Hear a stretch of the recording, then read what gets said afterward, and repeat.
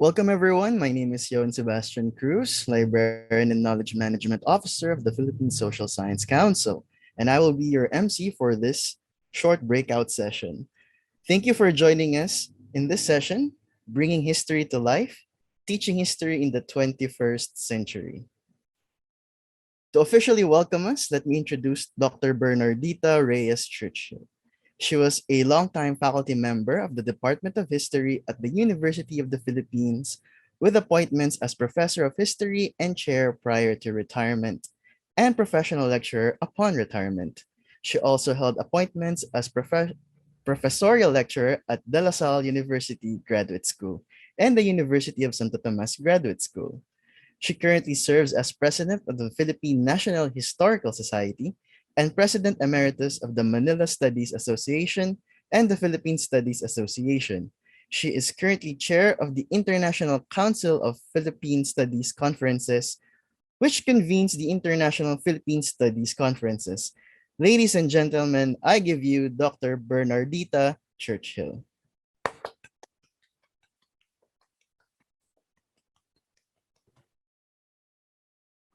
Thank you for your very nice introduction.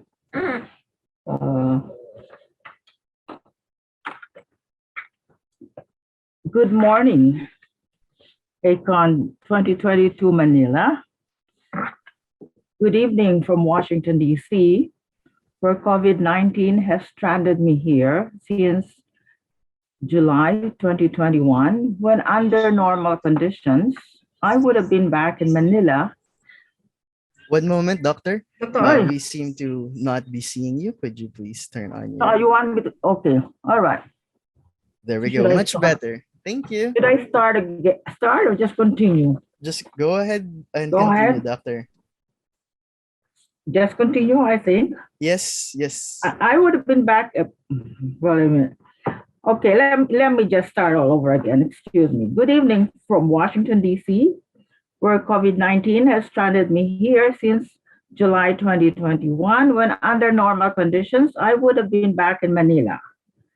Be that as it is, internet technology has allowed us to pursue our normal missions and participate in this annual Educators Congress, or ACON 2022, in partnership with the Philippine Social Science Council.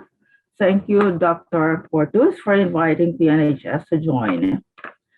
PNHS commends Rex Education's commitment to provide our educators and education managers, mostly from the critical and crucial basic education group, with perspectives, with the insights and best practices on current and emerging education topics and trends. This ACON is a much needed resource for our educators in history in all levels to ensure that history lessons we provide our students, the hope of the motherland, so we say, are attuned to the truths and values of citizenship learned from their history classes. Most importantly, historical revisionism should be addressed seriously and forcefully, for distortion of facts does not constitute, quote, critical review of history, unquote, nor does it, quote, bring history to life in the 21st century. History matters in the life of our nation. What we hope to present in our history sessions are the evidence-based practices that would teach the students a critical view of history, combat dangerous historical revisionism, and teach lessons that will ensure the integrity of historical facts. Hearsay and gossip are not history. History is like mathematics, an exact science, even as we do not deal with numbers and formulas, but with truths arrived at after securing evidence interpreted in historical context or in the context of the time. This is why documentation is sought, however and wherever they can be found, which is then evaluated for its worth as evidence of historical facts. The accompanying subtopic, communication, misinformation, and disinformation in writing history, and in the use of social media to be presented by a seasoned communication academic is most appropriate, especially in the current situation of the coronavirus pandemic, when practically all means of communication and information are done through the instrumentalities of social media and broadcast communication. It is easy to throw out half truths and distorted facts via social media before they have gone through evidence based investigations. Such kinds of information, materials, and information seeking strategies will not suffice for history classes before, unless, and until they have been subjected to fact changing strategies to ensure integrity of facts, what is referred to as quote evidence based approach that brings history to life in the 21st century. PNHS is proud to present three academics, two seasoned historians, Professor Dr. Marianela B. Florendo, Chair of the Department of History, University of and Philosophy, University of the Philippines, Baguio. Assistant Professor Dr. George Emmanuel Borinaga, Department of Anthropology, Sociology, and History, University of San Carlos, Cebu City, and esteemed journalist associate Professor Dr. Yvonne T. Chua, Department of Journalism, College of Mass Communication, University of the Philippines, Diliman. They will draw from their many years of research and teaching for their presentations. They have produced commendable and credible works of history and mass communication presented in national and international academic conferences and published in academic journals. Thank you and good morning.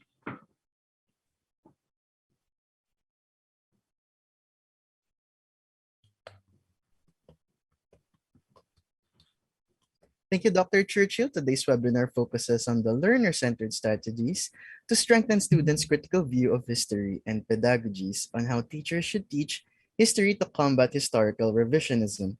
We will also hear insights and fact-checking strategies from a Filipino journalist and a media practitioner to ensure the integrity of the facts. This session is brought to you by Rex Education, Philippine National Historical Society, and the Philippine Social Science Council. The Philippine National Historical Society is today the oldest voluntary professional organization devoted to study and research in Philippine history. The PNHS is proud of the tradition began in 1978 of holding its national conference on local and national history in pursuit of its mission to expand the frontiers of historical research in the Philippines. These conferences have been held all over the archipelago in an effort to bring to teachers and students of history the most recent research on local and national history and related disciplines, not only by national historians, but more especially by local historians. Meanwhile, the Philippine Social Science Council is a nonprofit organization of professional social science associations and social science research and instructional institutions in the Philippines. It has 14 regular member associations representing various social science disciplines and around 40 associate member institutions.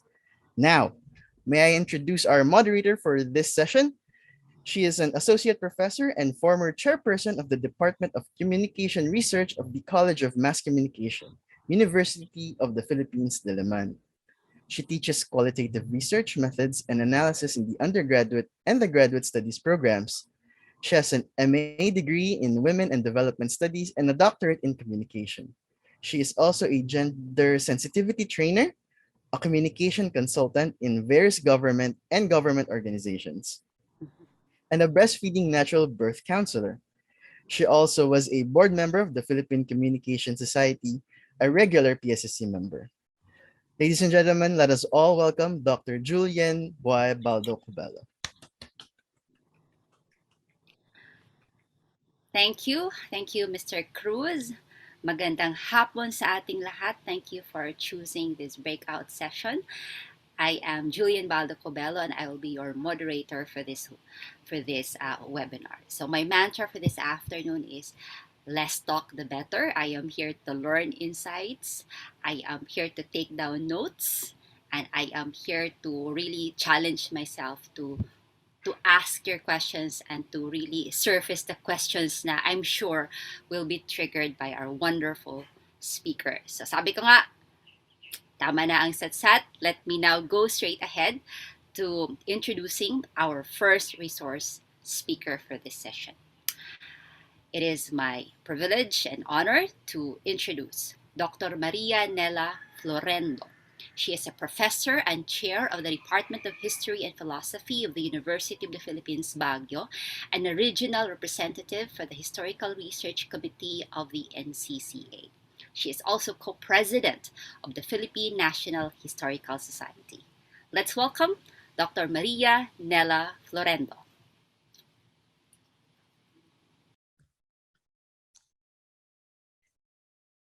Thank you, Dr. Cubello.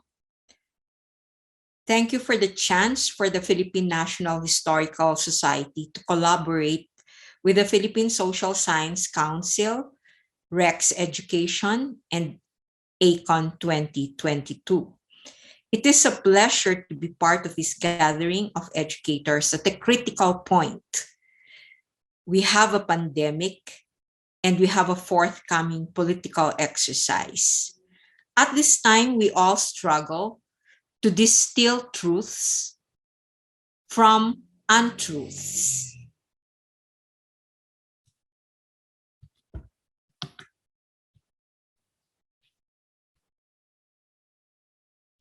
We are happy for the recognition of history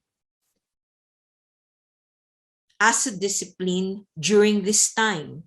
Indeed, history as a social science is evidence-based.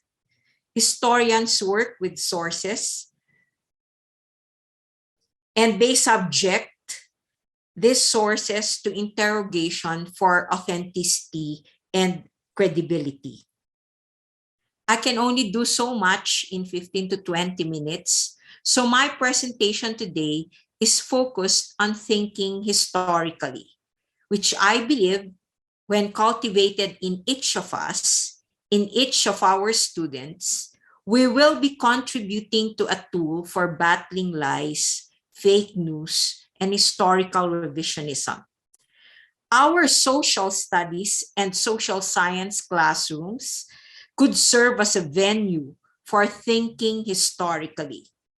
There are many materials available online that discuss my topic. You can access my references from virtual space. I will use Peter Seixas' Thinking Historically as take-off point.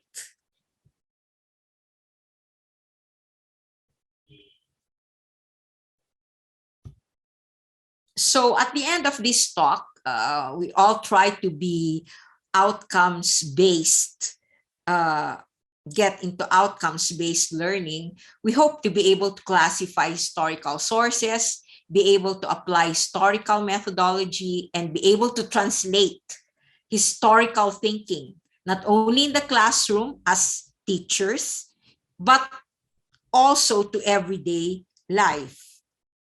So what does it mean to think historically?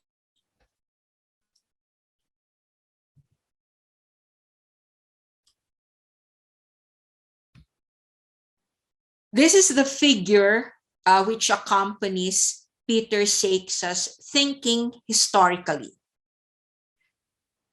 In reviewing Peter Seixas' book, The Big Six Historical Thinking Concepts, Google Books poses this question: how does history become meaningful to students, to our students, when they see it as a mystery to be solved, an interpretation to be challenged, and a way to see themselves in the larger fabric of human experience?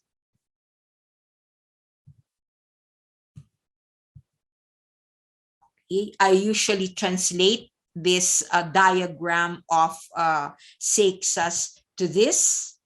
So what are the 6 concepts of Seixas that would help us to think historically? We want to consider historical significance, historical perspectives, causality, cause and consequences, History does not deal with states, but with movement.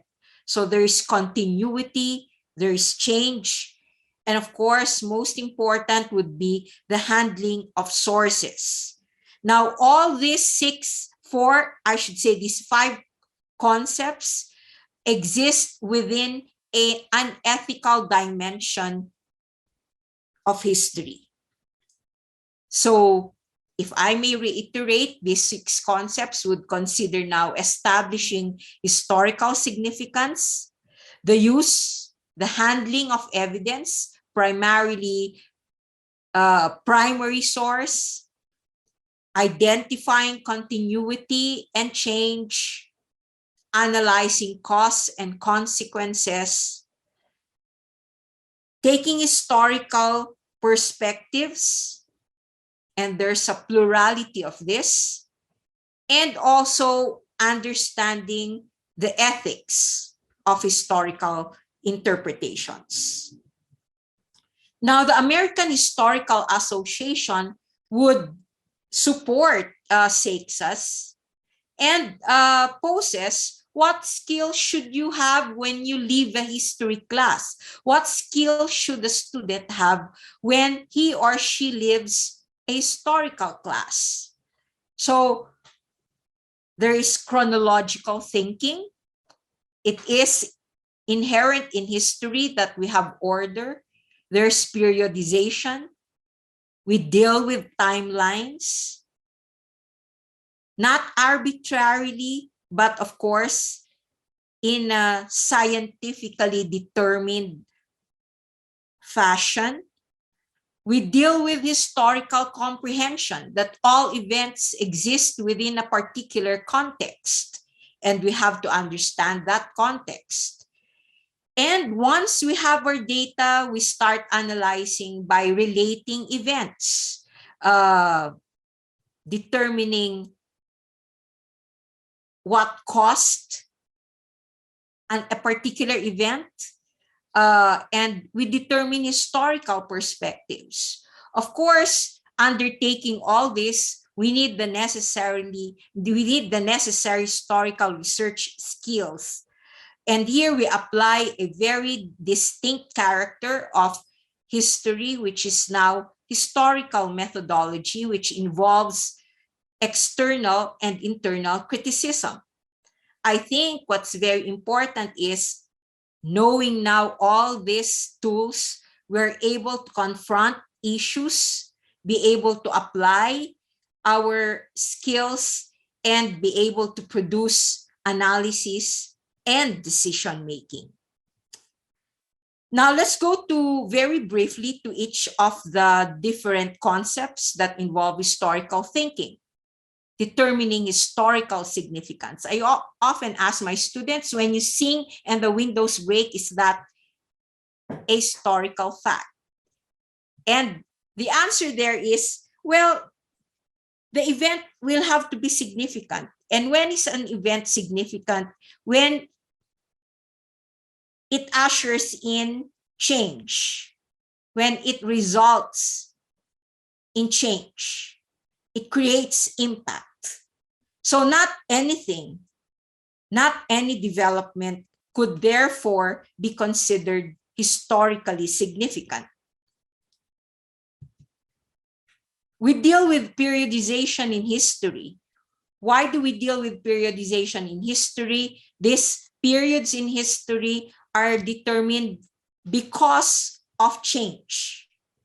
So we think within a particular time, a temporal setting, and at the same time in a spatial setting. That is another character of history. Now, the past is a foreign country, according to David Lowendahl. And so, in trying to reconstruct the past, we have to deal with sources, and in the process, therefore, unearth historical evidence. To reconstruct the past, if I may come up with just very general categories, we deal with documents. That's the staple of every historian. There's oral history, which would be the equivalent of the interview.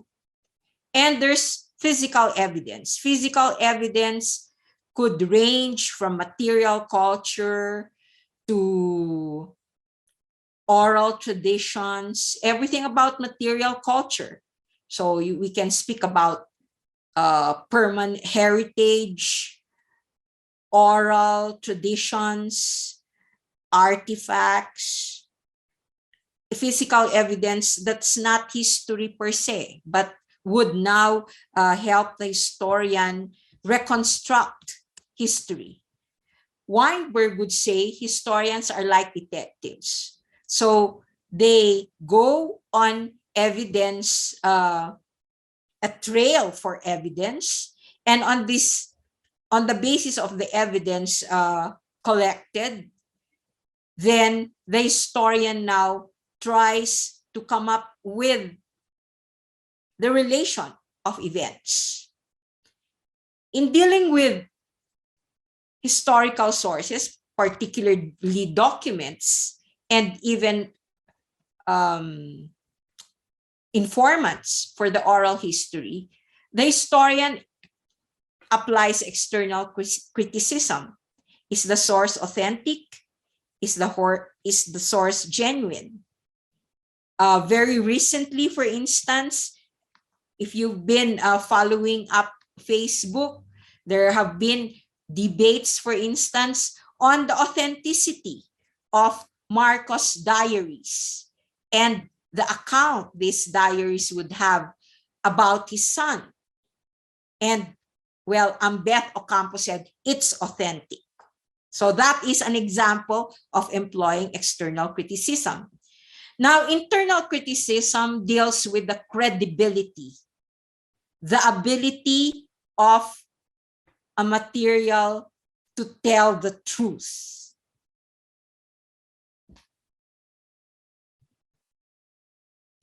The other element element mentioned by Seixas would now be the ethical dimension. It was the late Teodoro Agoncillo who would say that we cannot allow history to be subjective. But at the same time, it's difficult for a historian to achieve objectivity. Teodoro Agoncillo would say, why can't a historian achieve objectivity? Because he or she is part of the reality she is trying to reconstruct. So, nevertheless, he said, the historian can always try to achieve impartiality. Now, that's, of course, a tall order. History deals with a social purpose. If you wish to give premium, for instance, to the marginalized, that's a social purpose. Listening to their histories, that's a social purpose. Still, we're not allowed to be subjective, even if we have to surface those voices. What about the independence of the historian? That is also part of the ethical dimension. And much earlier, I already addressed being neutral. So, according, therefore, to Seixas, we can think historically if we develop these historical concepts in our activities, in our practice of history. I understand that in the basic education curriculum, the approach is from several units of analysis.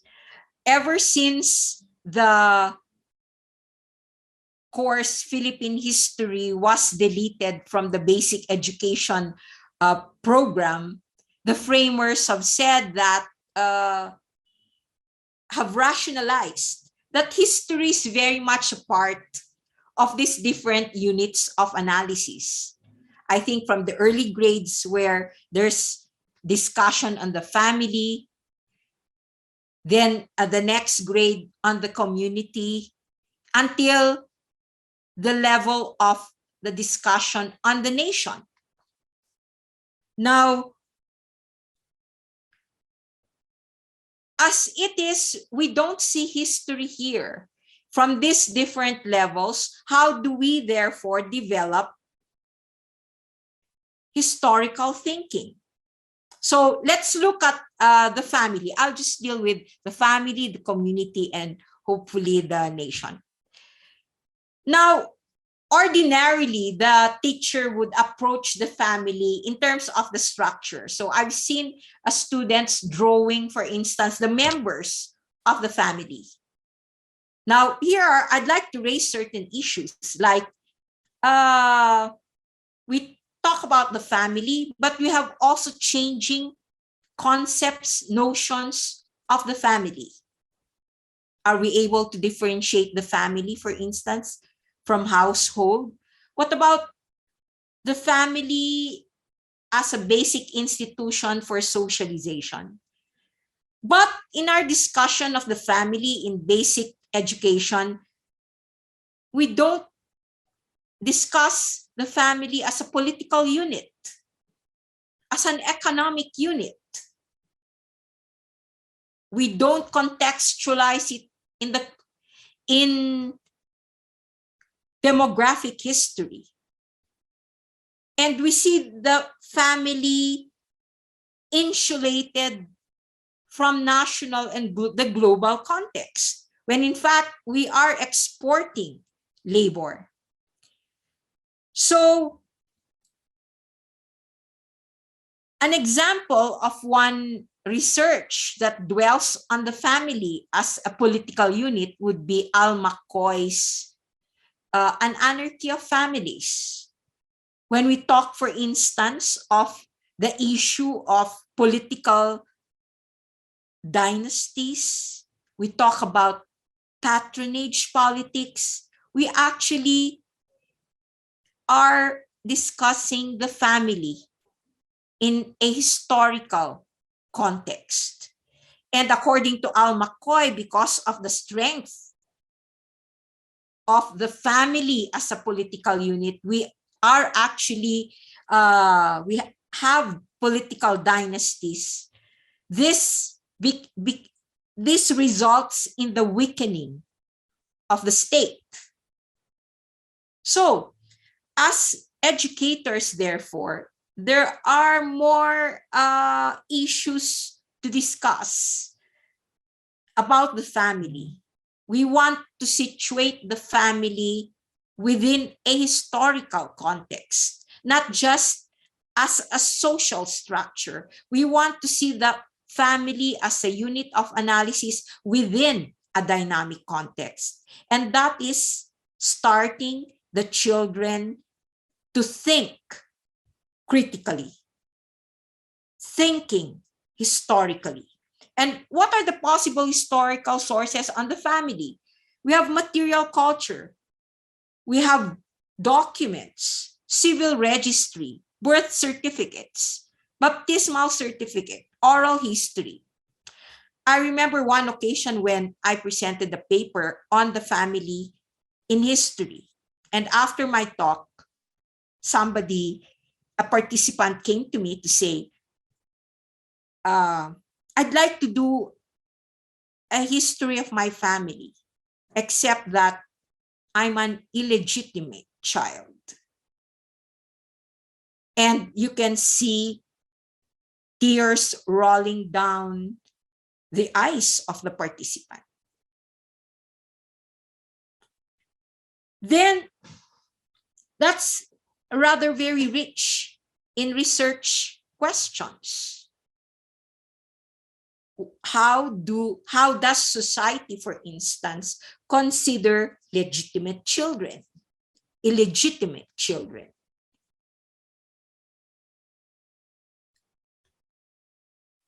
in the Cordillera, where I belong, where the region where I am based, there is usually the issue of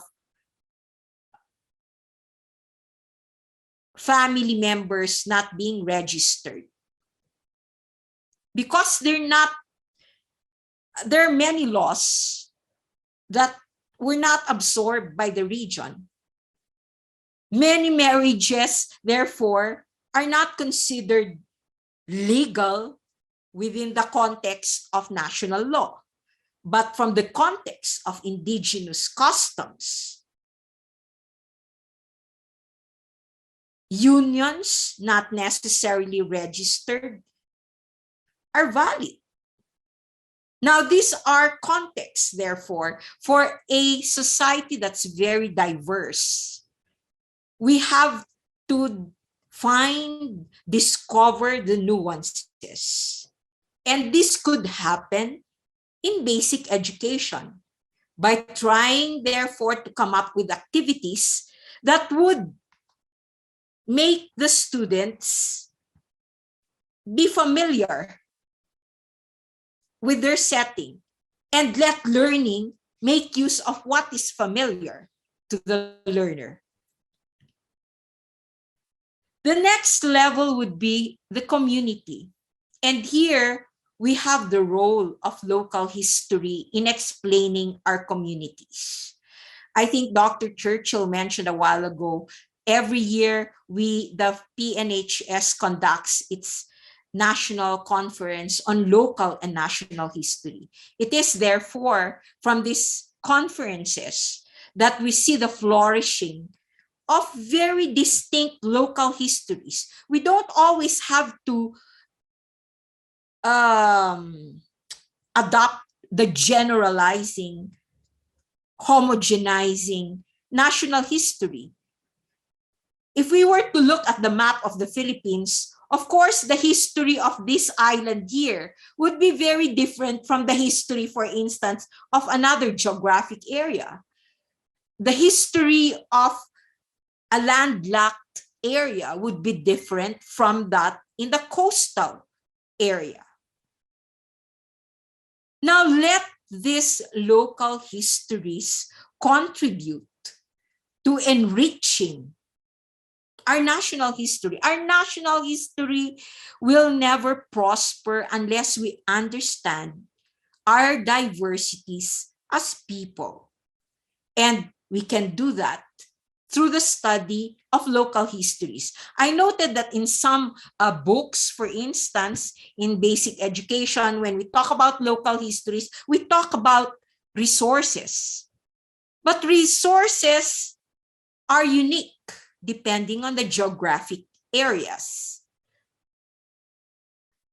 Why is it that many of deforestation take place in indigenous people's territories? That's because that's where we find the resources. Forest resources, mining resources, mineral resources.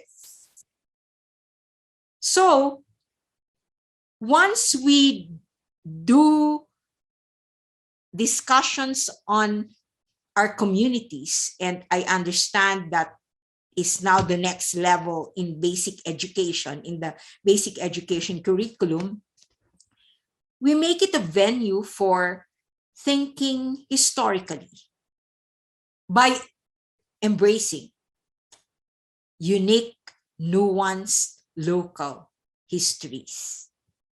Then we go to the next. They say, oh, even if we don't have a Philippine history course in the basic education, we also talk about Philippine nationalism. How do we discuss Philippine nationalism?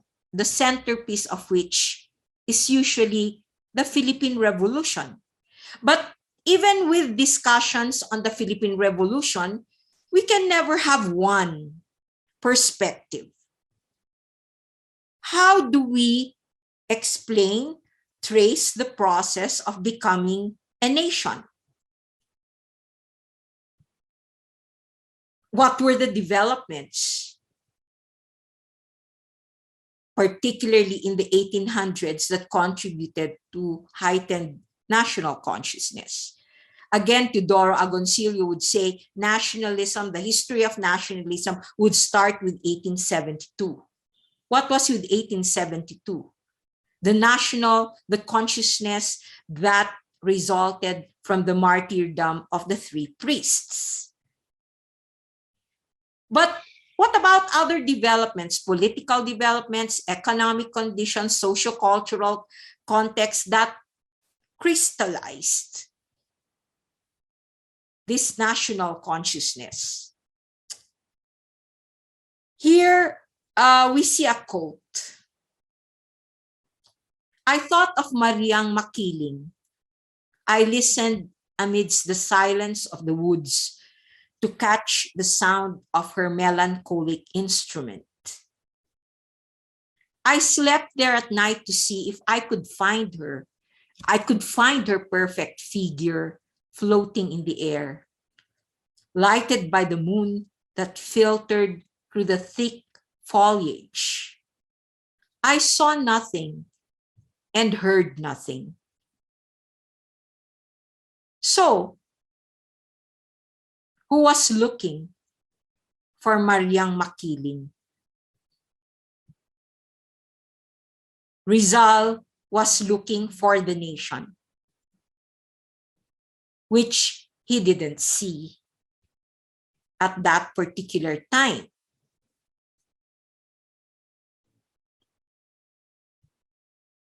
Now, there are many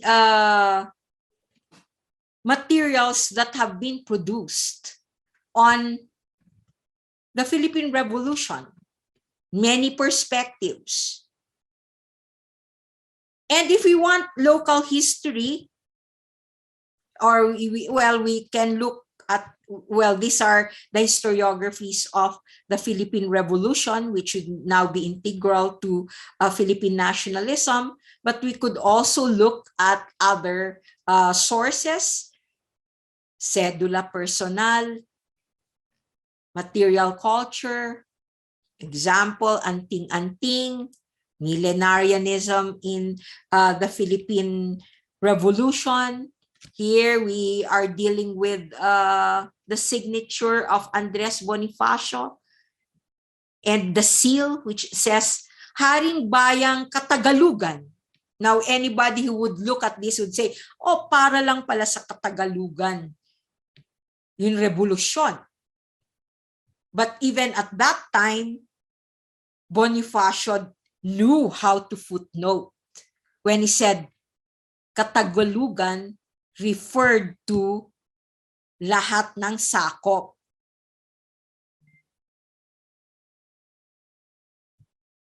Now, during the time when we celebrated the centennial of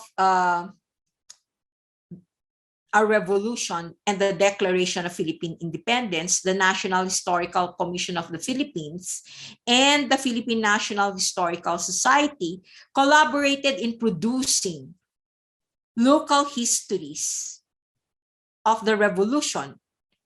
And so we have history from the people, kasaysayan mula sa bayan. So here is a volume that would now focus on the Philippine Revolution in Abra, Babuyan Island, Batanes, Benguet, Bulacan, etc. So you might be able to find the volume for your particular locality if you were to go back to this particular source. Now here, the Cordillera was not directly colonized immediately. We were directly colonized only in the 1800s. I mean, direct contact with the Spaniards. And so what would resistance and revolution be like for a region that was not directly colonized in the earlier 2 centuries? And so we produced, therefore, our own material for teaching, Philippine nationalism, the Philippine Revolution for the indigenous peoples and for the region. And so you can also do this. We can go on and cover the whole timeline of Philippine history. I'm sorry, I cannot cover everything in the syllabus of a Philippine history, so that perhaps we can bring back the whole a course on Philippine history in the basic education program, if only we want to weave every unit of analysis, every event, and also consider the diversities we have as a people. So, in conclusion, when we say being able to think historically, we recognize its importance as a skill. By thinking historically, we become critical and discerning citizens. So I would like to close my presentation with that. I'd like to thank you, and I look forward to interacting with you during our open forum. I'm putting my email here in case you need anything from me. Thank you.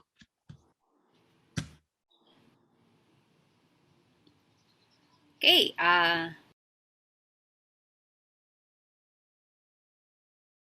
Questions that have come in already, but these questions have to wait until later. All right, sige. I-park natin yan, okay? Marami na mga thoughts na excite, no? Thank you, Dr. Florendo, once again. Before we proceed, I would like to invite everyone to continue posting your questions. Our logistics team is making sure that they reach me. All right, we will take them up later. We will have. We will do our best to have ample time for the Q&A later. Now, let me introduce our next speaker. Dr. Borinaga is an assistant professor in history at the Department of Anthropology, Sociology, and History of the University of San Carlos. He is currently Visayas representative and secretary of the Executive Council of the National Commission for Culture and the Arts National Committee on Historical Research for 2020-2022. He is also a lifetime member of the Philippine National Historical Society. And in 2021, Dr. Borinaga was awarded for his excellent research work by the Philippine Social Science Council in its Virginia A. Meralao Excellence in Research Award. Ladies and gentlemen, please join me in welcoming Dr. George Emmanuel Borinaga.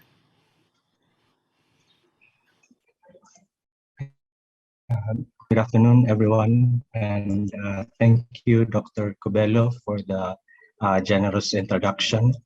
So today, but first I'd like to thank the organizers, Rex Education, and its partner in this event, or this session rather, Philippine Social Science Council.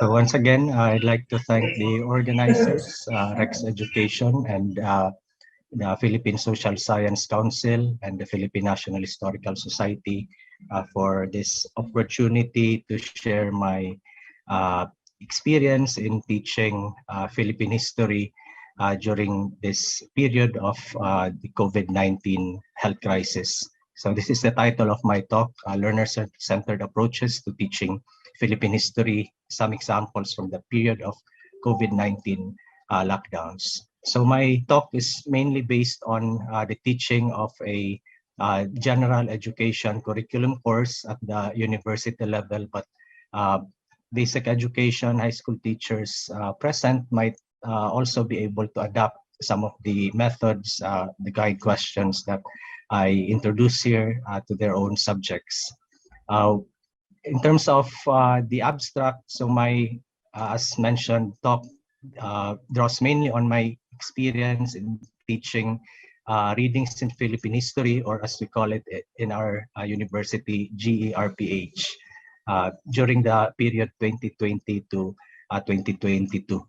So this, some of the changes I introduced to this course were mainly introduced during this period, especially when we transitioned to online or distant learning, and we began to use the Canvas learning platform. So in this talk, I present some examples of methods, activities, guide questions, and other strategies that contribute to the decentering of the teaching of Philippine history and the highlighting of topics, themes, and localities that are often overlooked in standard texts and teaching materials on this central subject of the general education curriculum. So the presentation will argue that following a grounded approach to teaching Philippine history will allow students to gain a deeper appreciation of their local communities and families' roles in the shaping of Philippine history and vice versa. So this approach incorporates local historical and family transmitted knowledge. So by local historical, I mean local histories, which was in part discussed by Ma'am Nella in the previous presentation. So these local knowledge about lesser known historical events and personalities from the Philippines' culturally diverse regions and localities could help students arrive at a more inclusive view of Philippine history. So I divide my talk into the following three main parts. So I will first talk about some of the foci or the changing focus of Philippine historiography and where misinformation, disinformation often emerges in some of these national historical narratives.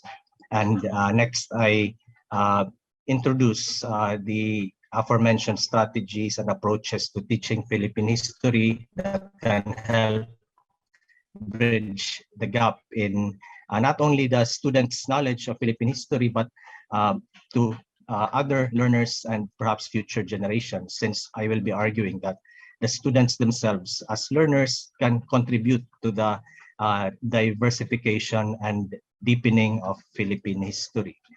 And I conclude with some reflections on the implication of this grounded approach to the teaching of Philippine history.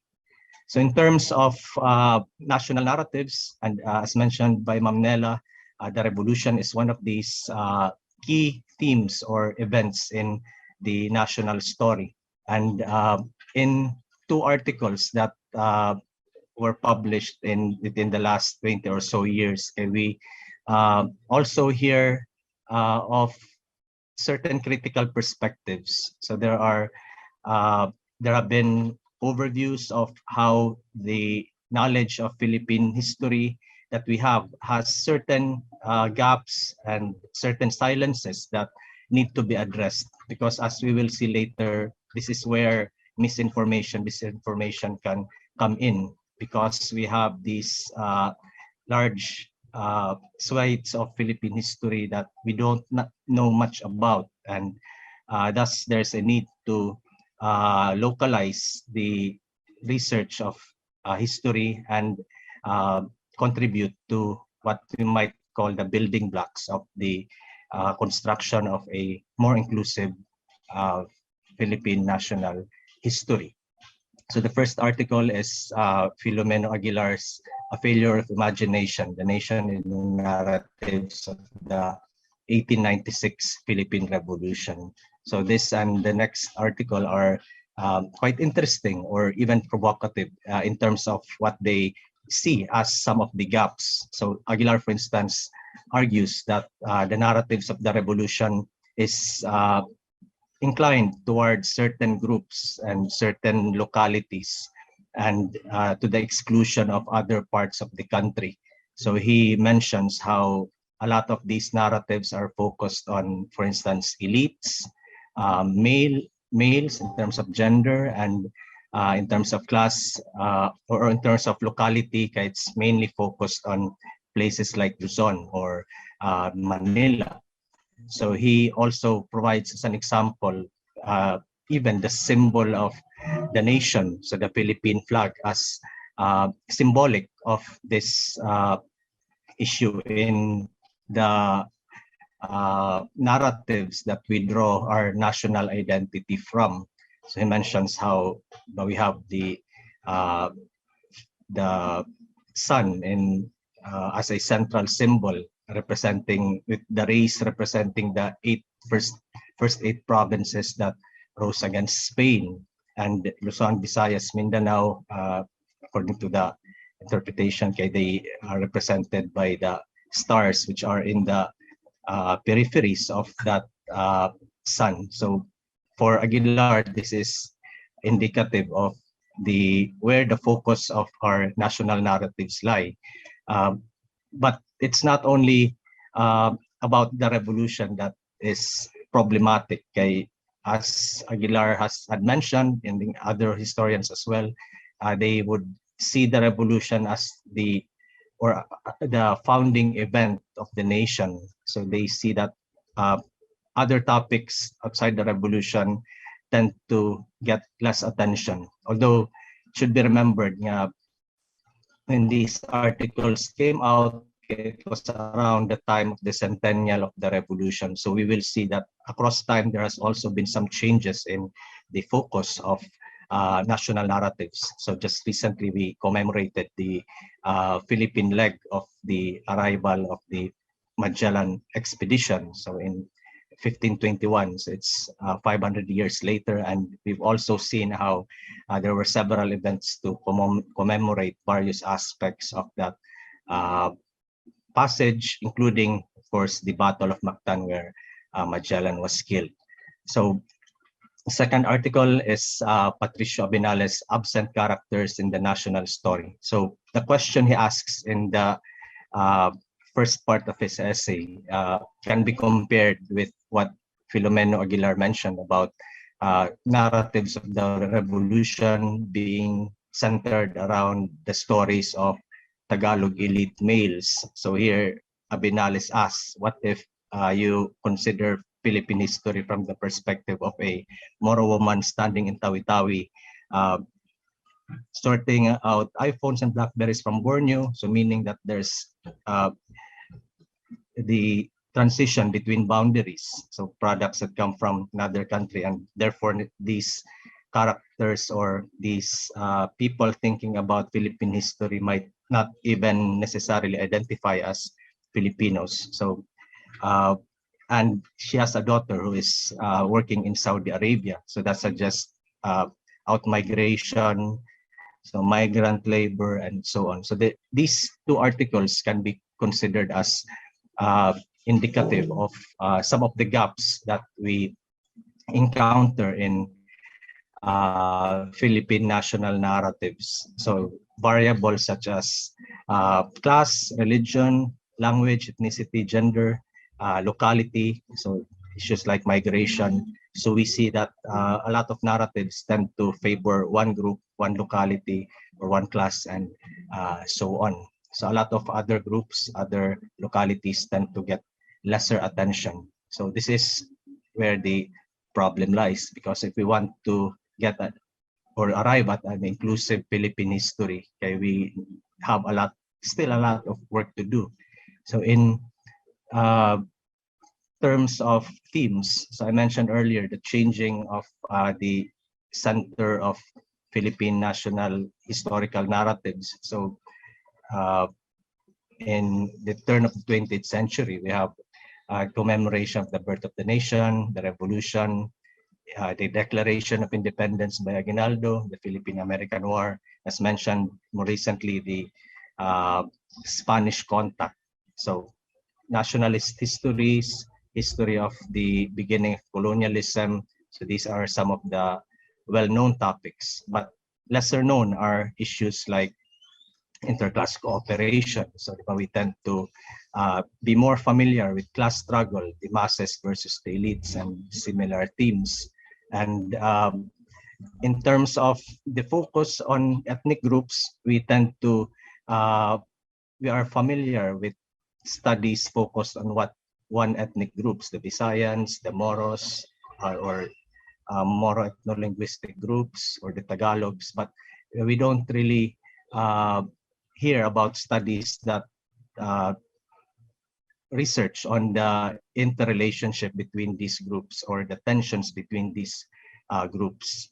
So there are also other identities. So if today we identify as Filipinos, there are also older identities like being Moro or being Visayan or being Christians that are usually not problematized, but this should be seen as plural identities. Some of us might identify as Christian, Filipino, Waray, and so on. And usually this is not problematized in these studies. So in terms of gender, so the two articles had highlighted this issue. And there is also the problem of a lack of historization of things like gender roles. Or in terms of migration, we also see a lack of analysis or historical analysis on events like out-migration or return migration. So there is thus a tendency towards fixity. We tend to favor studies that trace origins and the essences of groups, of individuals, but we often neglect ang fluidity, so the tendency to change and for things to transform, but at the same time remain the same. So these gaps that I mentioned, this can feed into what we now call disinformation and misinformation. So as we've seen earlier, the revolution is a very powerful narrative, national narrative, and post-colonial governments and leaders have tended to base the legitimacy of their regimes on events like the revolution. So we see this in the case of Macapagal and also in the case of Marcos. But when these narratives are no longer based on or evidence-based narratives, so that's where the misinformation can seep in. So take, for instance, the case of Senator Go's speech on April 27, 2021. So on the day of the Battle of Mactan, or the 500th year of the Battle of Mactan. So he had mentioned that Lapu-Lapu had been sent from Sulu in order to check on the presence of foreigners. So that caused an uproar and much controversy in the days following. And although Senator Go apologized, so he expressed his willingness to listen to the historians, one statement or on one interview that or statement that he gave provides us some idea as to why people like Senator Go would be susceptible to things like the misinformation that he, or the unverified claim that he mentioned, which he based on a certain person from the South who had announced this on some podcast. So he said, or rather Senator Go had said how President Duterte and himself had idolized Lapu-Lapu because as Visayans, because they were Visayans from Mindanao. So there's this identification with the locality and with relatively understudied regions that would be a factor in their being open to such narratives. So therefore, there would be issues like local pride at stake. So thus, this is this is thus the issue that we have with misinformation, because it tends to draw on these emotions, these need for pride on local events, local personalities. So we are of course familiar with a lot of recent forms of misinformation, and the upcoming elections has tended to highlight these narratives that tend to emphasize local identities, local achievements, and so on. So we therefore need to address such an issue by combating it with evidence-based knowledge and research that is drawn from the localities. Because as mentioned, these silences and gaps in our knowledge of Philippine history leads to misinformation, because we don't really know much about this gap between local histories and national history. So thus, this is where grounded theory comes in. So I'd like to present the example of the course I teach in for the Department of General Education and Mission of the University of San Carlos, which is Readings in Philippine History, which follows this grounded approach where knowledge is in part generated by the students themselves. This is the CHED syllabus and the modified syllabus of the University of San Carlos. So I seek to highlight ang oral historical approach in generating new knowledge from the various localities. And I have here some examples of the activities that we have. So individual activities, group activities that first ask students to look at the events that occurred in their on the day of or the year of their birth. And I also suggest certain themes that each group could look for, which would help structure their presentations later on. Because what they are asked to do is to use these articles, these events that they find interesting from the day they were born, in order to begin looking for historical questions. And they would also do this as a group. So they would collate the events that they found interesting, and they would describe it to the class, and then they would then formulate certain queries that they find interesting, and try to look for answers to the questions that they as individual students and later as groups would like to do primary and secondary research on. So thus, I suggest also certain sources that they could look at. So given the pandemic, we have little to no access to the libraries. So they are encouraged to use online sources, which are now in abundance. So with the shift to digitization, so these are easily available.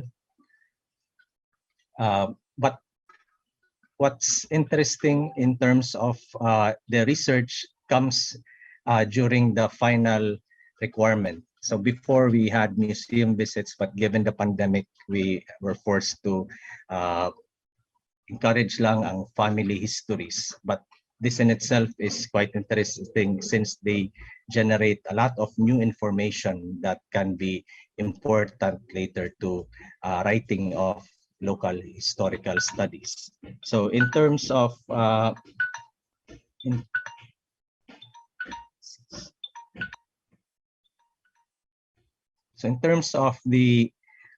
findings from the students, so they usually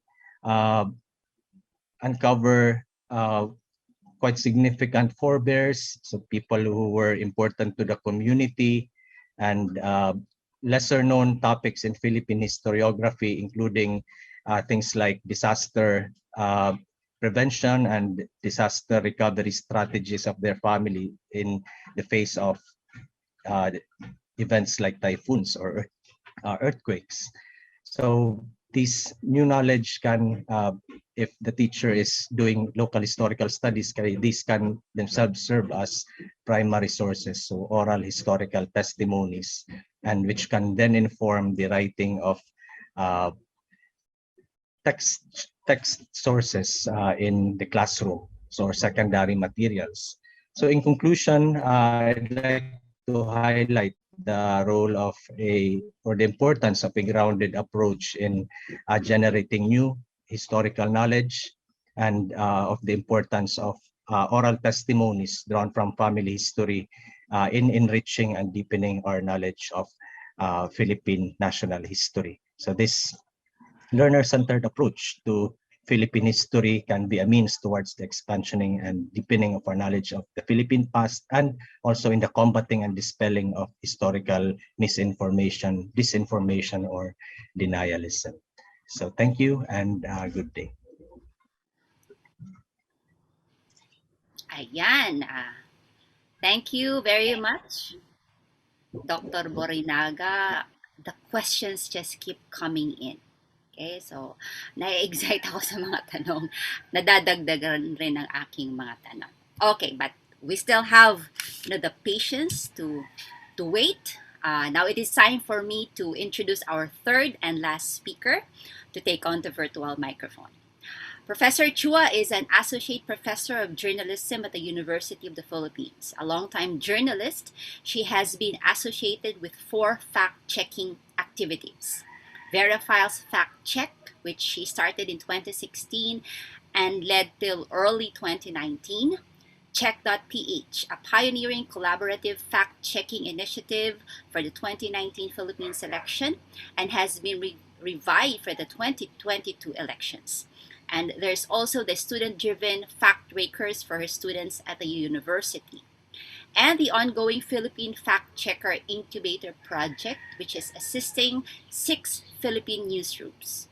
Yvonne has done research on disinformation, hate speech, dangerous speech, and media and democracy. I now give the virtual floor to Professor Yvonne Chua. Maraming salamat, Julian, at magandang hapon sa inyong lahat. Una sa lahat, a big thanks to Rex Education, the Philippine Social Sciences Council, the Philippine National Historical Society, and the Philippine Communication Society for getting me here. Mapapansin nyo na medyo binago ko yung title ko, and that has to do with my training as a journalist. The original one was perfect, the one crafted by Dr. Portos, disinformation and disinformation, the writing of history, and in social media.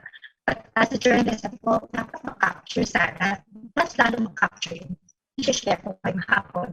So I thought it might be better to phrase it as teaching history and fact-checking in the age of disinformation. Okay. So siguro magtataka kayo. At lalo ako rin, nagtataka ako, bakit ako nandito after hearing Dr. Churchill, Dr. Florendo, and Dr. Borinaga? What is a journalist or journalism educator doing here? But perhaps I'd like to think it has to do with the fact that journalism is involved in capturing the events of the day and turning it into what in the 20th century we call the first draft of history. Of course, while some historians do turn to journalistic accounts to help them piece together, what happened decades ago or centuries ago, it is quite understandable that other historians shy away from it, or if they do so, they look at news accounts with great suspicion. After all, journalism as history on the run, another description, is fraught with imperfections. It records history while the facts are not all in. And because of limitations such as deadlines, without the same level of reflection that historians and other academics do.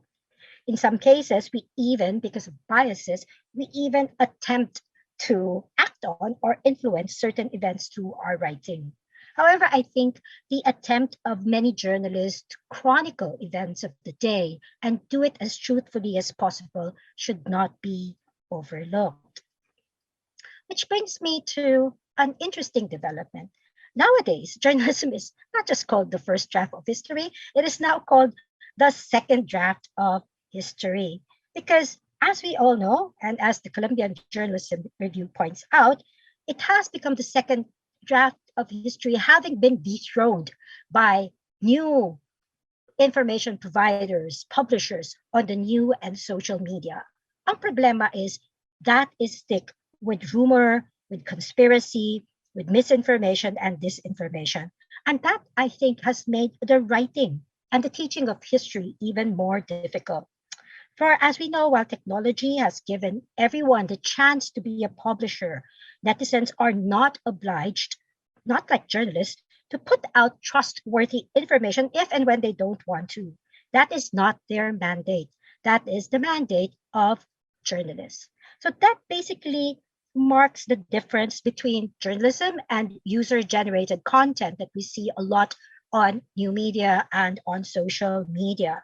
Over the centuries, kasi journalism as a profession and a discipline has evolved, and it has developed standards in keeping with its commitment to seeking and telling the truth that it could piece together given the information that is available at hand.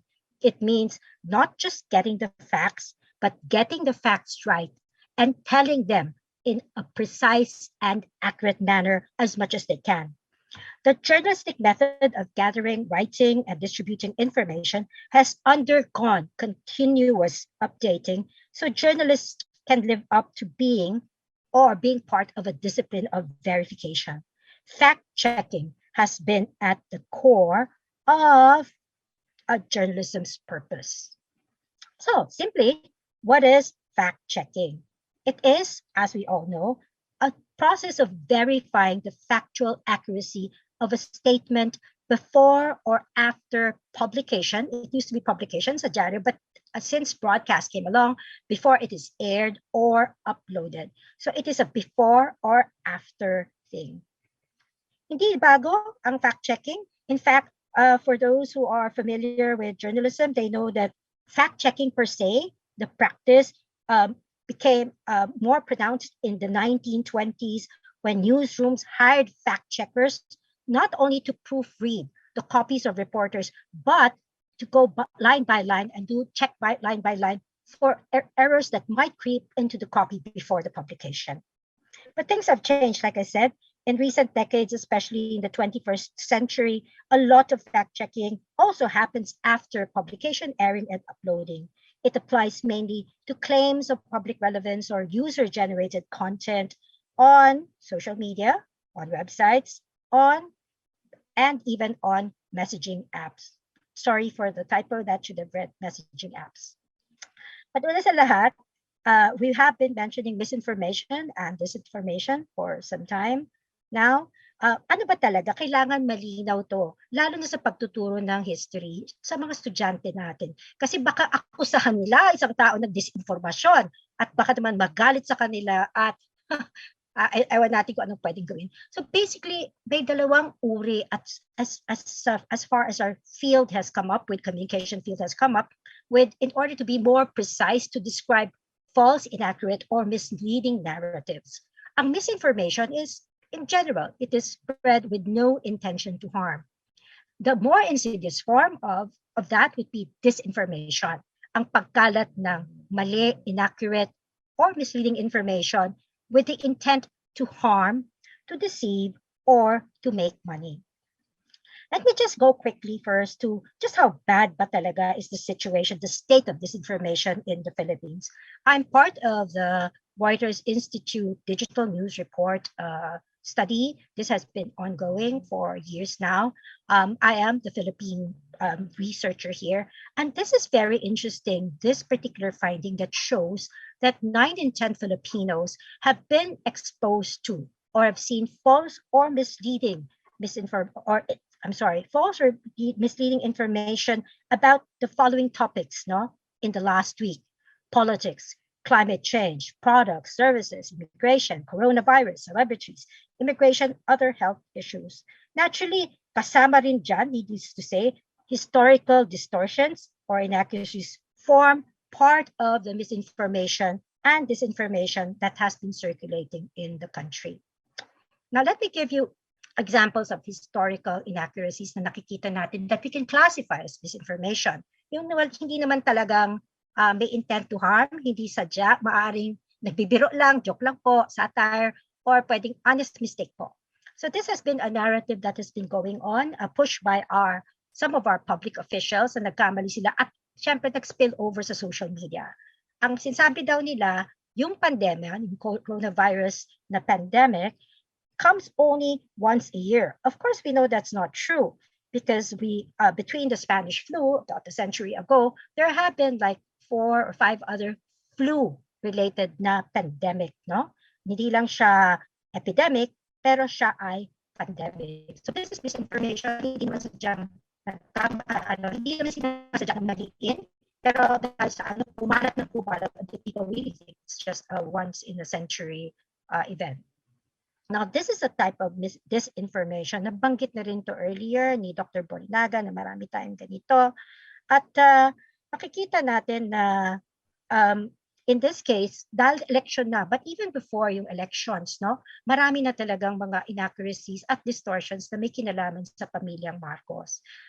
Ito ay para pabanguhin ang kanilang legacy, tanggalin o i-erase o cosmeticize ang mga atrocities at mga pagkakamali o bad governance at korupsyon sa panahon nila. Ito ay isang magandang halimbawa. And you know that this is disinformation because this is repeatedly pushed by their camp. So sabi daw, Marcos lent the gold reserves of the country to more than 170 countries in order to help them set up their own central bank because this was required by the Bretton Conference in 1994 that you use your gold reserves to set it up. Of course, that never happened. What we did was, of course, the Philippines used its own gold reserves to set up its central bank, but it never lent the gold reserves to 170 countries because even at the time, only 44 participated in the Bretton Woods Conference.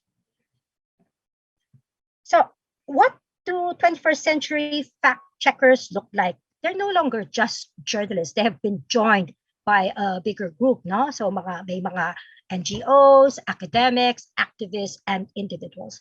But essentially, the research essentials are there, interviewing, document search, observation, social science techniques, aided by a lot of digital tools. Makikita nyo dito sa medyo komplikadong na diagram, di ba, network diagram, yung mga kulay yellow, all those are digital tools that fact checkers have been found to use. There was an analysis of their workflow done by the Reveal project in the European Union, and this is what they found. Napaka-methodical na. So fact-checking skills really made a difference. And this one, I hope, no offense meant to the historians, but Weinberg and McGrew they published this in 2019, their findings. What they did was they gathered 10 students, college students, 10 university students, 10 historians, all with PhDs, and 10 professional fact checkers, and made them evaluate websites, trying to find if they fell prey to yung mga hoaxes, imposter sites, manipulated content. And this is their finding. Sabi nila, historians and students often fell victim to easily manipulated features of websites, such as official-looking logos and domain names. Fact checkers, on the other hand, engaged in 3 practices: taking bearing, lateral reading, and click restraint that allowed them to read less, so mas konti binabasa namin as fact checkers, but learn more about the topics that they investigated. So ano tong tatlong skills? Baka makatulong sa ating pagtuturo, makatulong to sa ating mga estudyante in the study of social science or social sciences, especially history. Take bearing. Simply, it means na bago kayo mag-research ng di nyo alam, magkaroon ng plano how you will move forward. So journalists the fact checkers really have a plan, no? They really have very obsessed ang mga fact checkers sa workflow, no? So kailangan meron kang plano. Pag nakakita ka ng unfamiliar content, what's the next step? This is the most important, no? Just as important. In fact, not even, kaya naka-bold siya because this is what the study found na napakahalaga and that this should actually become a core skill among our students as well, whether they're in grade school, high school, or in the universities. So it's lateral reading. You must have heard of that. Ang ibig lang sabihin, kapag nagre-research sila, lalo na pag online, they do not just stay with the about page. They don't just stay vertically there and see what the page says about itself, because that's not reliable at all. Instead, the fact checker, you will see, opens a lot of tabs, diba? And that's where they start looking at what do others say about this page? What has been written about this page? What pages or what other sites link to this page? That's the only way that they feel they can judge the credibility of the original site. And click restraint. Yung pause before you click na type, kailangan talaga ma-ingrain yan. So fact checkers, before they click on even any result, so halimbawa sa Google search na sila, di ba? Lalabas yung Google search, 10,000, 1,000. They actually don't just click right away, the first, second, they scroll. They scroll down through the results, and only then, when they have checked what they start with the most trusted source, because they have a sense of what are the most trusted or reliable sources. So maganda rin yan para they don't waste time and they get the answer right away. I mentioned na methodical nga ang mga fact checkers. They do have a method to their madness, as we'd like to put it. And you'll see dito sa workflow, papakita ko sa inyo ang ibig namin sabihin na planned, tsaka ano siya, lateral reading din. No? Let's start with this article. So, nakakita sila ng article halimbawa. Anong gagawin nila? Zoom down. They will still fact check the content even if the source is trusted. Kahit pa media yan, the fact checker will still fact check the media or the government. So what will they do? They will next contact the source para alamin, or contact their colleagues to find out more about the source. But here are the tools that they now engage in. They would read the Wikipedia. So sabi niya, bakit Wikipedia? Di ba ano? But we have known Wikipedia has kept improving, no? And they've become stricter in the publication of their contents. But for fact checkers, madalas as historians and other academics do, ang tinitignan ay footnotes. So dictionary, Google search, Google image search, Google news search, Google Street View, fact check, or they look at other previously fact checkers and what they've done. Bellingcat is, of course, another organization that really ascertains that stories are authentic. Romeo is it's a database of images. So dito to sa article, and you see it links more and more, no? Even I said lateral reading, about lateral reading, dito sa about page, they would check the address, ano yan, check the identity, they would look at the involved people, and then here, so it goes on and on, check the connections, check if it's bidirectional. Bidirectional means using the links. They link out, what do people link in? So there has been really a growing appreciation of fact-checking over the years, and not just those done by journalists, but done by activists, by NGOs, and by academics now, because it is, after all, a quicker response. We're not saying it is superior, but it is a quicker response to the misinformation and disinformation that we are awash in. At napakalaga ng quick response. Kasi nga, long-form reports, academic papers, textbook that would correct would take longer to produce. Our goal is hindi ma-embed sa mind ng tao na ito ay totoo at kumalat ng kumalat. Kaya kailangan sa mga bata pa lang, alam na nila, oy, mali yan. Otherwise, they grow up thinking that that's the truth. And that has happened, diba, with our history textbooks when we are taught, like me growing up, the New Society, yung mga ganyang klase, Green Revolution. Unless that is corrected right away, then it becomes problematic. After all, fact-checking is really needed by students. They need to know how to fact-check. The study by 2016 study by the Standard History Education Group showed that itong mga middle school children, high school, and college students showed that when it comes to evaluating information that flows across social channels or pops up in a Google search, young and otherwise digital savvy students, so mga digital natives natin, they can be easily duped. I came up with some of the simple steps, but baka magamit nyo just to share with you how, I mean, we have an elaborate step as you've seen, but I was thinking, what if you were going to teach students? And I teach fact checking as a full semester course at UP, no? Sa College of Mass Communication. So at its simplest, dapat una tatanungin, ma-spot nila yung claim. Ano yung claim? So this would be dapat fact, the ability to identify fact versus opinion. Kasi hindi naman ma-fact, hindi man verifiable yung opinion, di ba? But facts, so facts, dates, names, statistics, so marami siya. So what is the claim? After that, students should be asked to think na, sino ba nagsabi sa iyo niyan, no? Sino ba nagsabi sa iyo? Let's say, mama niya, momshi niya, papshi niya, tita niya, tito niya, tatanungin mo rin uli, sino ang naging source ni mommy mo, momshi, ni popsi, tita? So dapat matrace kung talaga sino ang source of information para ma-evaluate kung ang source of information na yan ay reliable.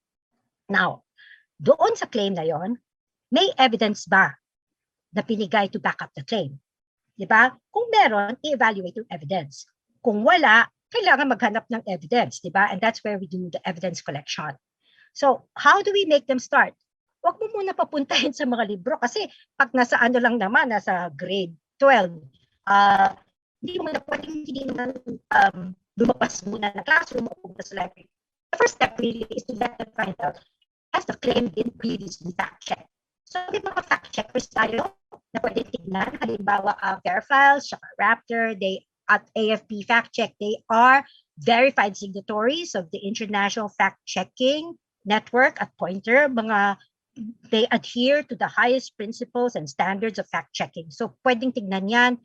Globally, meron diyang mga Washington Post, AFP, Reuters, Associated Times, nakapublish yung mga fact-checks na. At isang pwedeng gamitin na tool ay, I'm sorry, I didn't put the link, I should have, yung tinatawag ng Fact Check Explorer ng Google. So if you just say Fact Check Explorer, pag nilista nyo, in-encode nyo, let's say Marcos, lalabas yung mga fact checks na nagawa at na-consolidate nila doon na in-enter ng mga fact checkers. The next thing is to get them to think, kahit hindi pa sila, anong klaseng sources ang kailangan nila to verify the claim? So nabanggit kanina, maraming samples na binigay sa atin ni Dr. Florendo at ni Dr. Bornaga, no? Lalo si Dr. Florendo. So what kind of sources do you need? Kailangan ba may kausap na tao? May dokumento ba? Lalabas ba ako sa field? All of the above ba? Or pwede na isa?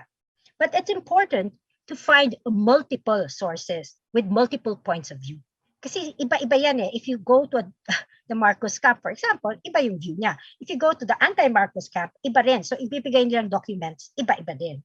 And then, lastly is to start being, culling the information that can be or directly serve as your evidence that would show inconsistencies in the claim. So, kumbaga, as mentioned, you are a detective, you are a prosecutor, and you are also a judge here. So this is just a quick example I'll show you. So pag nakita niyo itong sa kanan, nakalagay dito, in 1949, the two richest men in the world were Attorney Ferdinand Marcos and Father Jose Antonio Diaz.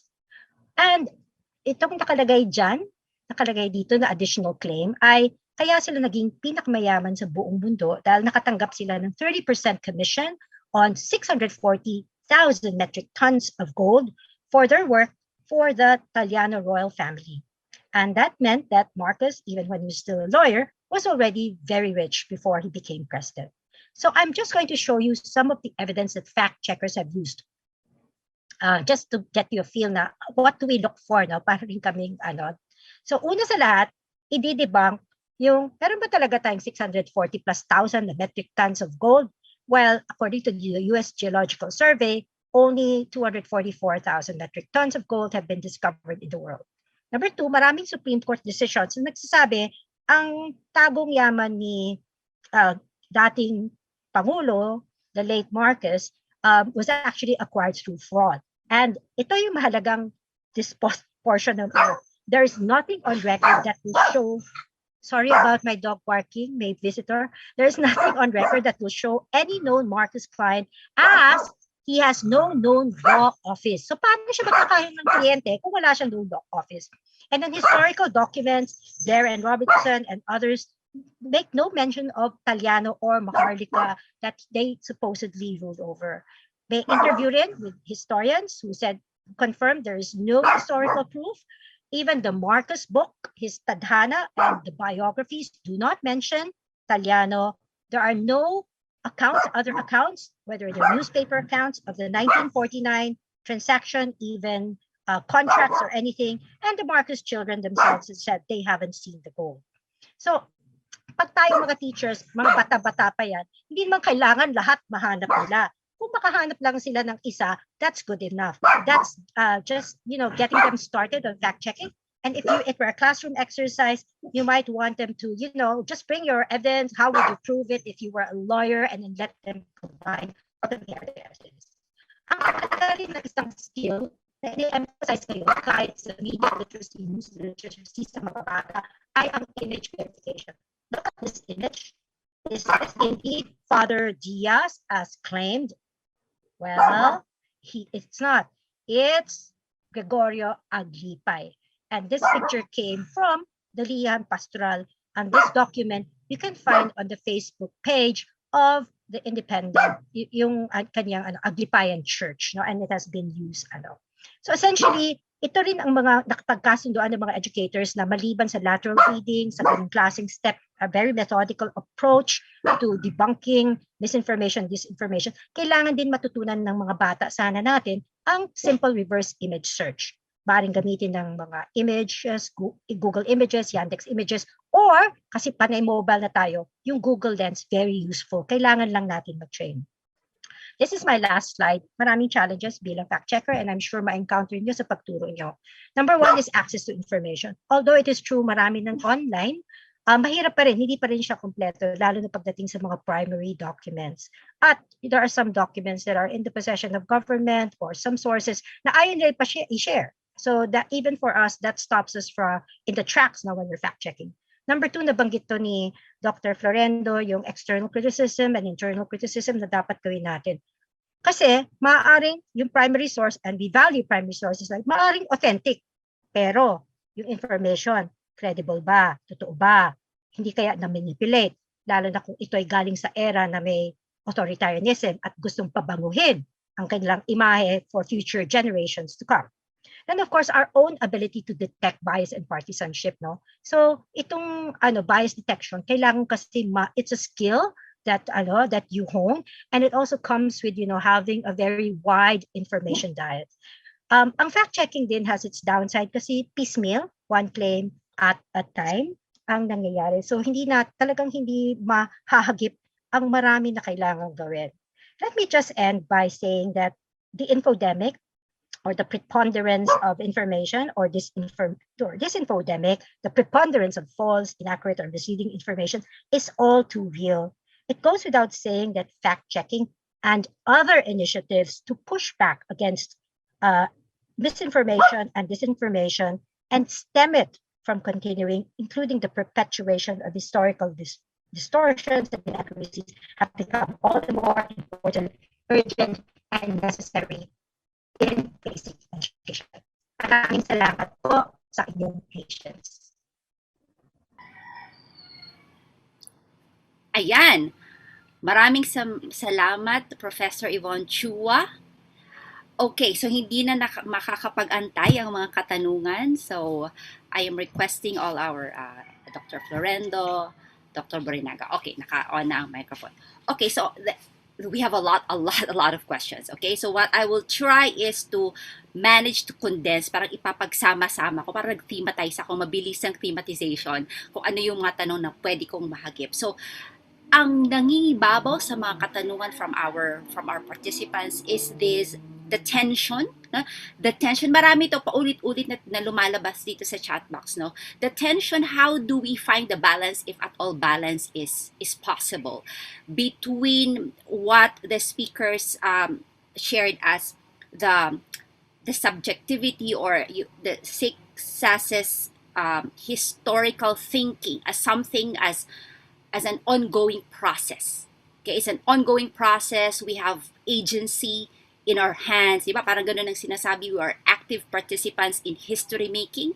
Tama ba? That. So, ibig sabihin, it is evolving.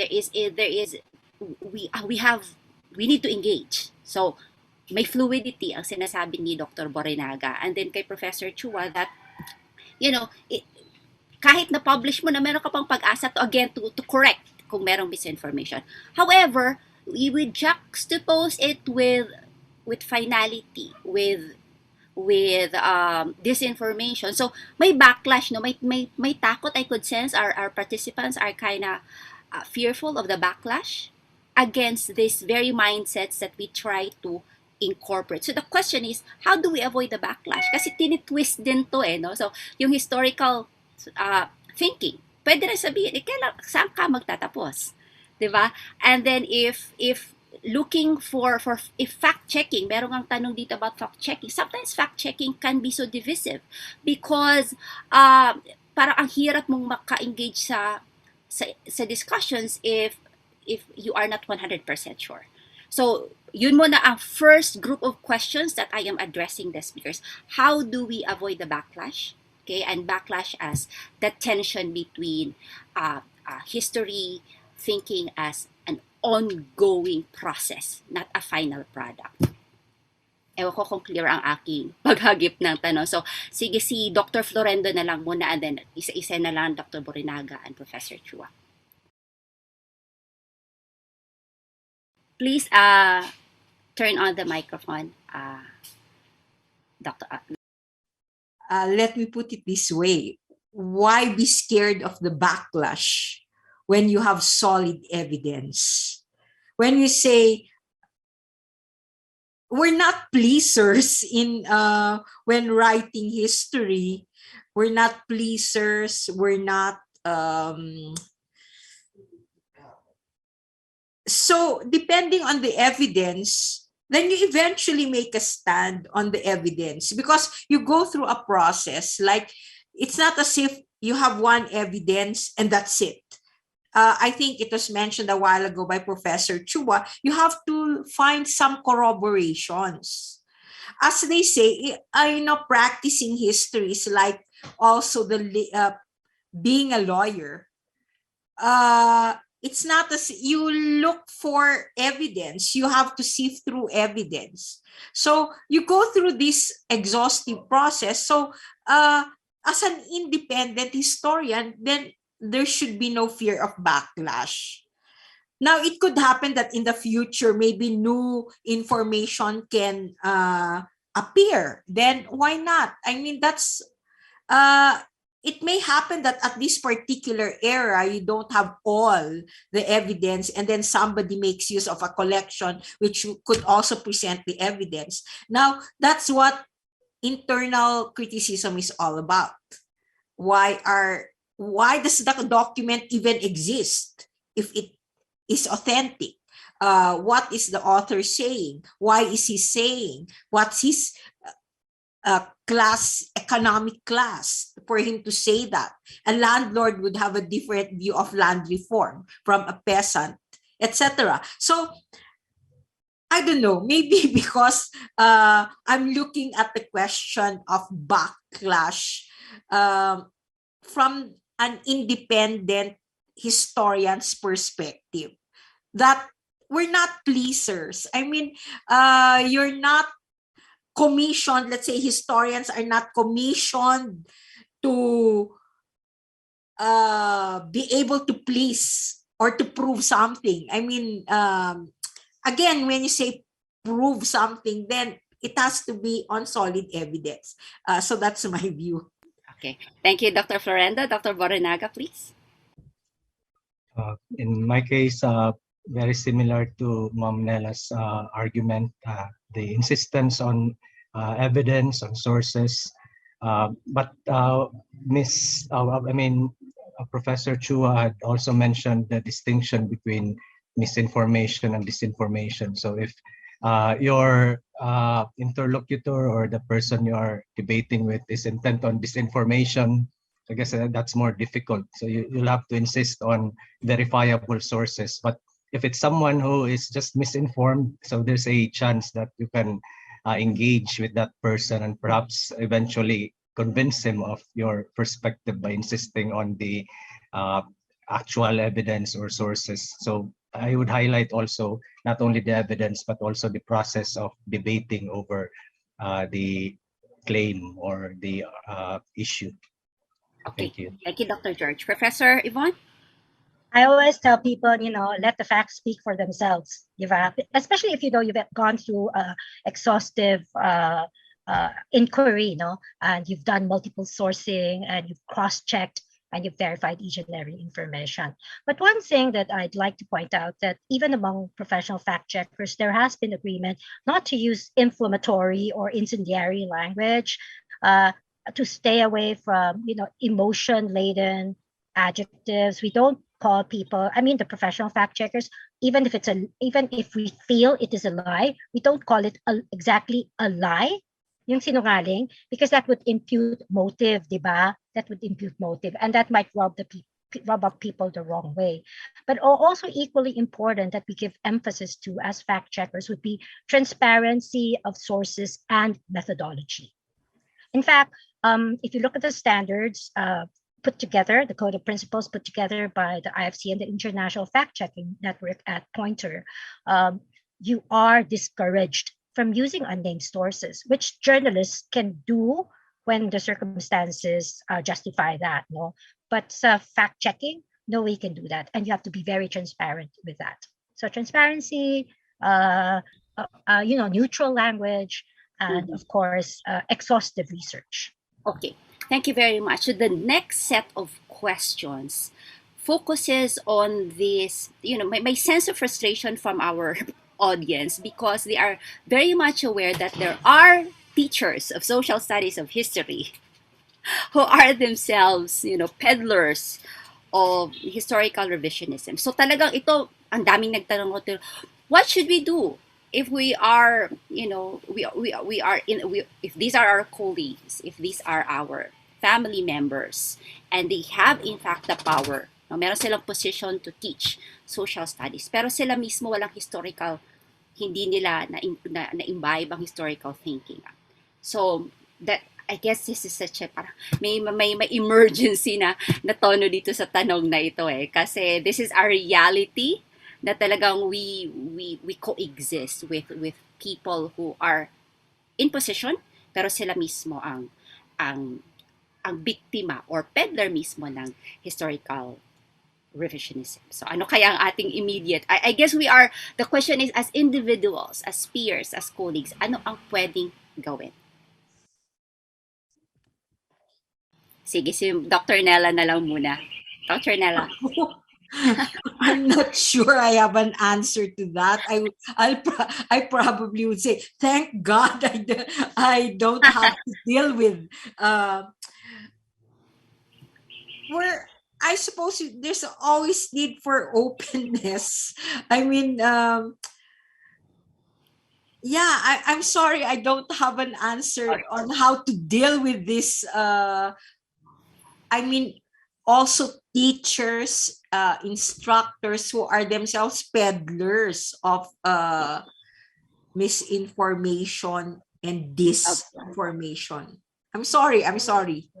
Thank you very much for the humility, Dr. Florendo. But siguro before Dr. Borinaga and Professor Chua have their answers, meron kasing isa dito, si Gemma Catalan. Ang sabi niya is, there is a suggestion, and perhaps Yvonne and George can comment on this one. Is it okay not to correct historical revisionism for the sake of correcting, but instead engage in a conversation? Is this a good idea, especially among your peers? What do you think? Dr. George? Yung hindi daw i-correct yung incorrect. Parang usap tayo. Yes, engagement, that is what would be ideal. Though again, the insistence on sources. So what's your evidence? What's the counter evidence? And you discuss over yung kung saan galing yung verify sa claim, and like what Ma'am Yvonne had mentioned, but again, I guess for me, it's also I'm also stumped on how would you engage with teachers who are themselves peddlers of misinformation. So all you can do is, again, like the questioner had suggested, that we engage and we do our best to try to convert them to our perspective using the evidence that we have. Thank you. Thank you, Dr. Borinaga. Yvonne? Sa communication, no, may tinatawag tayong counter narratives, di ba? Or counter speech. So fact checking would fall under that, no, counter speech and counter narrative. And often, depende sa tao, it might, like I said, make them hostile because you're trying to correct, no, the corrective mechanism may not work with many. I guess if you were to insist on counter narrative, then make sure that you have all your resources available. A more probably a productive way is what we also resort to in communication, what we call alternative narratives. Alternative narratives. Diba? Ang tinatawag natin sa COM na alternative narratives. So ang nangyari is we latch on to a subject matter still related but less hostile or less touchy. So doon tayo mag-usap at ma-surface din natin yung mga issues na yan. And it's often good in alternative narratives when we result to that is we start with less hostile groups or yung may pag-asa pang magbago yung isip. Kasi yung iba hindi man outright na hardline eh. Start with those na pwede pang magbago ng isip and then work our way to that kasi as your numbers grow, baka magbago rin isip ng isa. So the use of the combination of counter narratives and alternative narratives would work here from a communication perspective. So this way, the other person does not leave the room. Yep. That's the goal, right? The other person should not leave the room as you engage the other person with alternative narrative. Oh, good luck to everyone. Sige, last question na sabi ni Direk. Another attempt to condense several questions into one major question. May katanungan, bakit pag sinabing history, it is mainly politics? No, when in fact maraming aspeto. So ang unang nagtanong nito ay I will just recognize his name kasi siya ang pinakamaraming tanong, Michael Justin de Mesa. Okay, pero maraming sumunod, bakit nga ba politics lang? And then i-connect ko sa last point ni Professor Chua, no?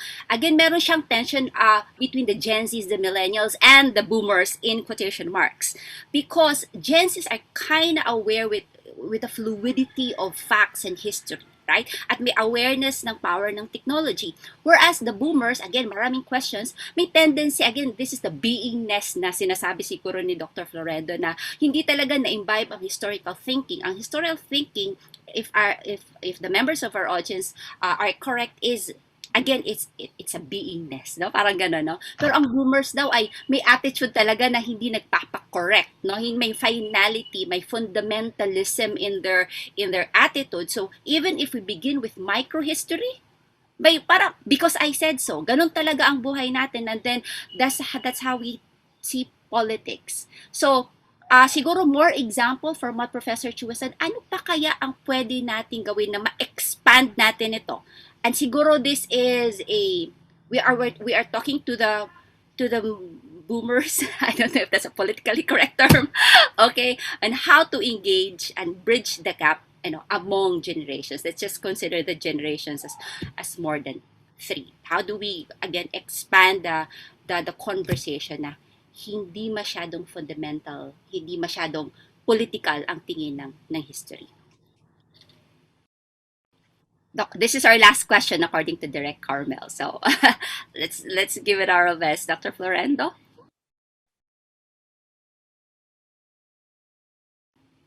Para nag-freeze si Dr. Florendo.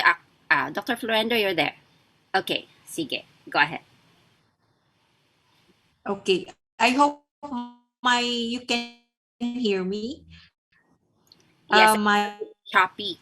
internet is unstable. But history gan as an elitist discipline, like you need a literate. Can you hear me? A little bit choppy, Dr. Florendo, but please go ahead. history began as an, oh, okay. Can I just give the floor to my two sige. other colleagues? Alright, sige. Dr. Borinaga? Thank you for the question. So as I presented in my presentation, there were certain themes that I identified that might be best explored by researchers, even students, like I mentioned, because as has been mentioned earlier, yung new generations, yung mga born after 2000, they are open to fluidity, to transformations. So they've actually, in some of the examples I cited, they even reflect on what was mentioned, how certain generations, they tend to be closed. And in one of the submissions this semester of one student, she compares the generation of her grandfather, her father, and her uncle, who were from different generations. So you see that different way of viewing history that is not necessarily only about politics. So the student talked about martial law, the perspective of the grandfather, the uncle, the father, but they also related to the personal experiences of these different generations. So there you see the everyday history linked to political topics like martial law. So that was one of the interesting narrative strategies that I saw from one of my students. Thank you, Dr. Borinaga. Professor Chua?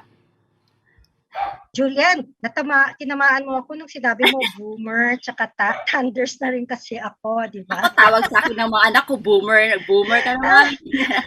Kasi I was around, nagtrabaho na ako nung panahon pa ng martial law, si Marcos pa yung Pangulo di ba? Kaya, but anyway, I will not Dr. Bonita, nag-freeze din ba ako? Dr. Bonita said it so well. I will just end with what I thought or my thoughts as a fact checker. Like I mentioned alternatives, I mentioned alternative narratives. Lagi ko sinasabi sa mga estudyante ko when they discuss disinformation, including those that are related to history, na it's very important to maintain the harmony within the family. So one of the strategies, again, another possible strategy na pwede niyong subukan is what we call pre-bunking. So pre-bunking is, alam mo pang hindi pa nila narinig, o kaya di pa nila nabanggit, pero alam mong mali na yon, uunahan nyo na. Sabihin nyo, oy, nabalitaan nyo ba? Itong balitang to, mali yan kasi ganito. So na-condition mo na ang kanilang mindset. That's pre-bunking, what we call in communication and in disinformation studies.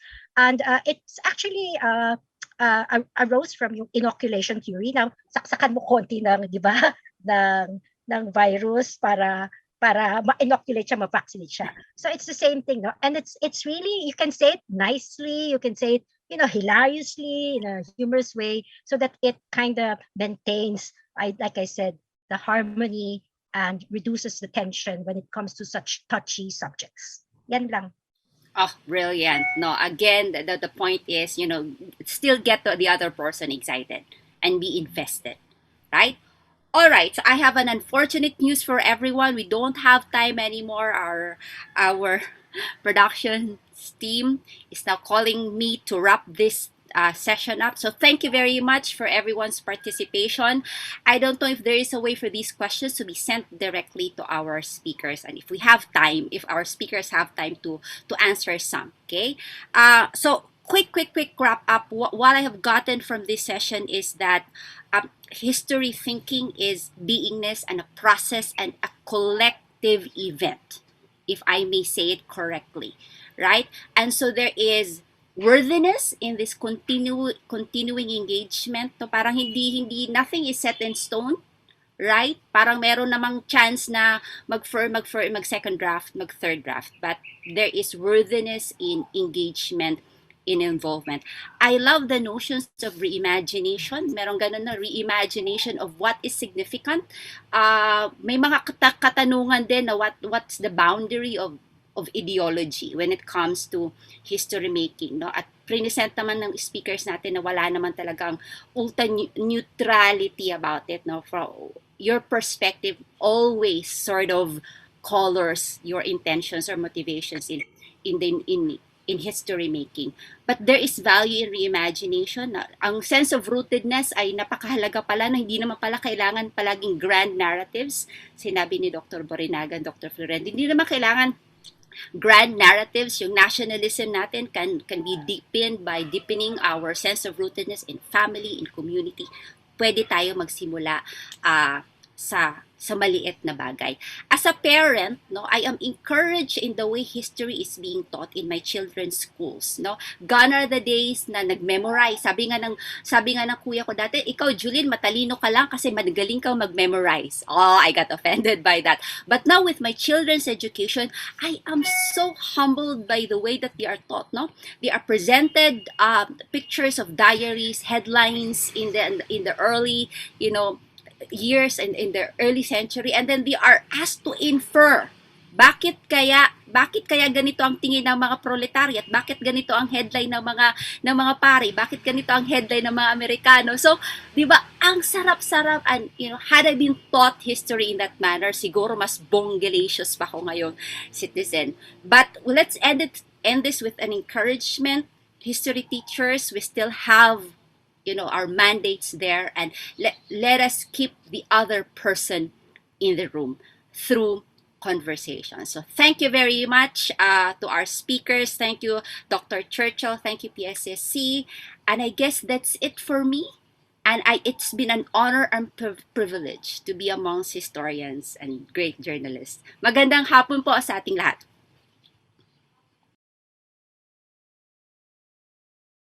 Thank you very much. Now, to officially end this breakout session, may I introduce the Executive Director of the Philippine Social Science Council for her closing remarks. She was a professor of communication at the University of the Philippines Diliman College of Mass Communication and was former chair of the Board of Trustees of PSSC. She also served as college secretary of the UP College of Mass Communication, chair of its Communication Research Department, and special assistant to the president of the UP system. Ladies and gentlemen, please give it up for Dr. Lourdes M. Portus. Thank you, Johan, and good afternoon, everyone. Wow, what can I say? Very lively talks. I am a fan of the speakers and moderator. Dati na akong fan ni Dr. Churchill. But anyway, siksik na siksik ang learning natin dito, di ba? But we have to end. And we are formally closing the session on social studies and social science with utmost satisfaction for the several takeaways we will bring with us as we go back to a common commitment to serve as educators, particularly in the teaching of history and communicating facts.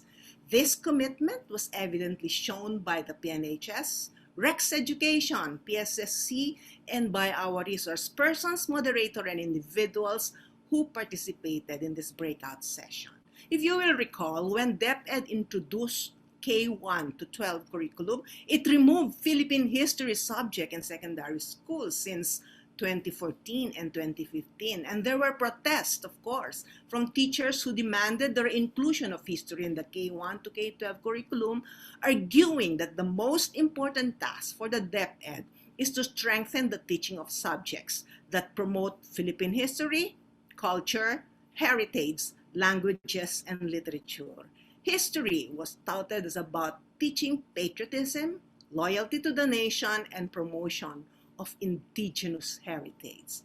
Our present and future are connected by history. History affects the transition to understand where we're going and what progress would look like.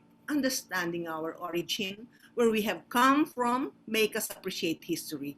The way it is taught, therefore, is crucial so that knowledge and understanding of the events are based on facts, and our students would have a more rounded academic skill set and an improved ability to think critically about the lessons of history. History allows us to know and understand our identity. We get inspired, learn from examples, and we can rectify our mistakes, just like the events of 1971, 1986, including 2016 to 2022. Thank you, PNHS, for bringing history to life. teaching history in the 21st century and taking us to an interesting discussion on how to combat historical revisionism, how it should be taught in the 21st century, particularly during the pandemic, and to do more local history and use the grounded approach.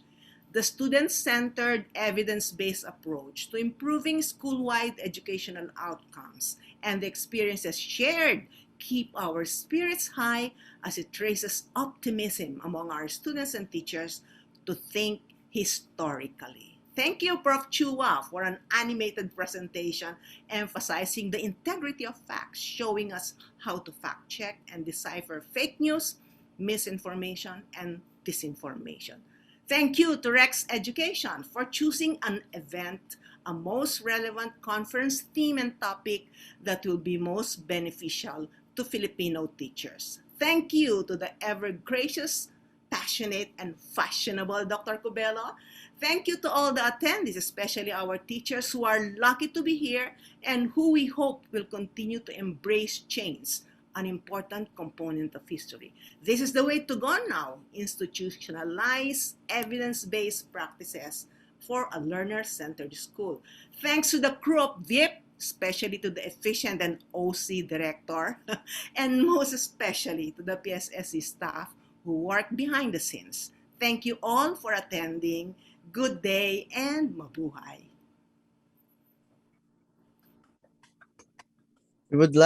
Thank you very much, Dr. Pertus. We would like to thank everybody once more, all our speakers and our moderator, and of course, everybody who attended and joined our spirited question and answer section. We would also like to thank PNHS, Rex Education, and the Philippine Social Science Council for making all of this possible.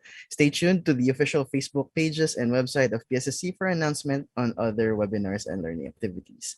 We would like to request you, everyone who is watching, if you have time to complete our short evaluation form so that we may improve on future offerings. The link of the evaluation is flashed on your screen. Once again, everybody, thank you very much and have a nice day. Thank you, Johan. Hi, everyone.